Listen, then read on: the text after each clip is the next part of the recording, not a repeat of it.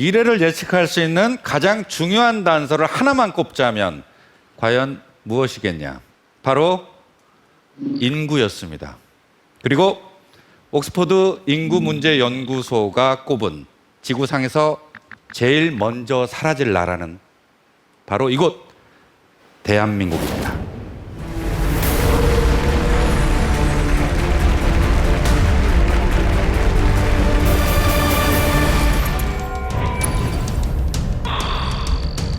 한때 5천만이 넘었던 인구는 반토막이 난다. 2060년부터 잠재 성장률은 0%에 머물러 있다. 국민연금은 바닥을 드러냈다. 국가 파산 위기 이후 세금과 공공요금은 날로 치솟고 있다. 2400년 부산에선 탈출 행렬이 일어난다. 2505년 천만의 인구를 자랑했던 수도 서울의 마지막 시민이 태어난다. 2705년 대한민국은 지구상에서 가장 먼저 소멸하는 나라가 된다. 자, 이 변화의 시작은 우리 사회를 책임지고 있는 젊은 세대가 점점 줄어들고 있다는 거에서 생기는 겁니다.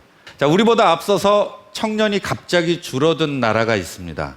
흔히 얘기하는 신도시죠? 15층짜리 아파트 한 동엔 5가구만이 살고 있다. でこの頃、こういった公団住宅は、一番高くて2000万から2500万ぐらいで今は500万円以下ですね。 집값이 오를 때 대출을 받고 입주한 주민들은 아직도 은행의 대출금을 갚고 있다는 겁니다. 연간 900만 명의 사람들이 노인 특화 시장을 찾아온다. 어르신들이 다 종업원이고 사장님이고 손님이고 다. 지난 50년 동안 도시 마구의 초중학생 80%가 사라졌다. 子供さん見かけるの少ないから寂しいですよ。 1800개 지자체 가운데 절반가량이 소멸 가능성이 있다고 합니다. 자, 앞세대는 인구가 많았습니다. 그러니까 경제 규모가 컸겠죠. 그런데 뒤따르는 청년 세대가 숫자가 줄어듭니다. 경제 소비 규모도 같이 줄어서 앞세대가 이뤄놓은 성장을 유지할 수가 없는 겁니다. 이걸 인구 절벽이라고 부릅니다. 닮아가고 있는 그래프입니다. 한국입니다. 니트란 학교를 다니지도 일을 하지도 않는 청년 무직자를 말한다. 약 63만 명으로 추산된다. 일하는 청년들 중에 3분의 1, 그러니까 3명 중 1명이 비정규직입니다. 청년층이 가난해질 수밖에 없는 거죠. 이 건물이 학교였었던 시절에 사진. 평균 수명이 늘어나면서 노노부양, 괜찮습니다. 노인이 된 자식이 노인이 된 부모를 모시는 경우가 늘고 있다. 일본 경제를 이끈 이 단카이 세대가 은퇴를 합니다. 약 한 2007년 정도부터 시작이 됐는데요. 자, 생각을 해보십시오.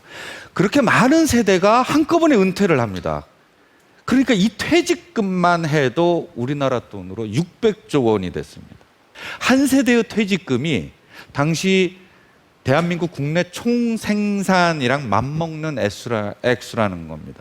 국가의 재원이 불균형적으로 고령화 사회에 집중이 되고 청년들을 위해서는 정책, 재원 마련하기가 힘들어졌죠.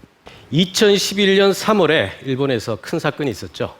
이때 쓰나미가 발생하면서 수거된 개인 금고입니다. 노인분들이 3, 40년을 살아내야 되는 그 불확실성을 견뎌내려니 이런 개인 금고들이 준비가 될 수밖에 없습니다.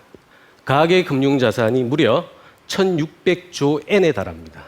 한국 돈으로는 이제 존재하지 않는 경이라는 단어까지 넘어가게 됩니다. 문제는 1,600조 엔 중에 무려 60%의 가계 금융 자산이 환갑을 넘기신 60세 분들한테 다 집중이 된다는 거죠. 지금의 현역 인구, 청년 인구들은 돈도 없고 돈이 없으니 꿈도 없고 미래도 없어지게 되는 거죠. 취업이 안 되니 결혼도 못하고 결혼이 안 되니 당연히 아기도 못 낳게 되는 거죠. 출산율도 낮아지게 됩니다. 0.4、0.5、大雑把に言うと、2人修復したいのに1人しかできないっていう状態。言われてたのは茂原市は日本の縮図だ。 일하는데도 불구하고 본인이 원하는 수준의 눈높이만큼의 임금과 더 중요한 것은 그 임금조차도 장기 안정적으로 확보할 수 있는 방안이 보장되지 않은 아주 연약한 형태의 일자리라는 거죠. 가장 중요한 것은 일입니다. 일입니다. 고용이죠. 고용만 확인이 된다면 젊은 친구들은 본능이죠. 짝을 찾게 되고 결혼하게 되고 출산하게 됩니다. 일본에서 만난 인구학자가 이런 말을 했습니다. 한국은 운이 참 좋다. 한국은 일본이 갖지 못한 중요한 한 가지를 갖고 있다. 그것은 바로 일본이라는 교과서다.